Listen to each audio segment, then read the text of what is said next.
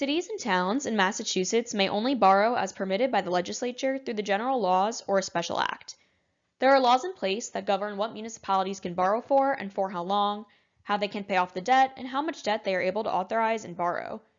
This table references the statutes that govern specific types of projects municipalities may borrow for. The maximum amount of debt a city or town may have authorized at any time is 5% of its equalized valuation, which is the full and fair cash value of property within the community as biannually determined by the Commissioner of Revenue.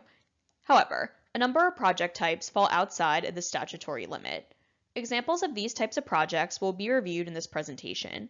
Please also refer to DLS's Asset Useful Life Schedules and Maximum Borrowing Terms Guidelines, which will also be reviewed in this presentation, for additional information. A municipality may authorize debt in an amount equal to 10% of its equalized valuation with approval from the Municipal Finance Oversight Board. This table shows the state statutes that govern municipal borrowing limits, purposes, and terms. As stated in the previous slide, local officials should refer to DLS's Asset Useful Life Schedules and Maximum Borrowing Terms Guidelines, an excerpt of which is shown here. The guidelines define the maximum borrowing term for each type of asset or project.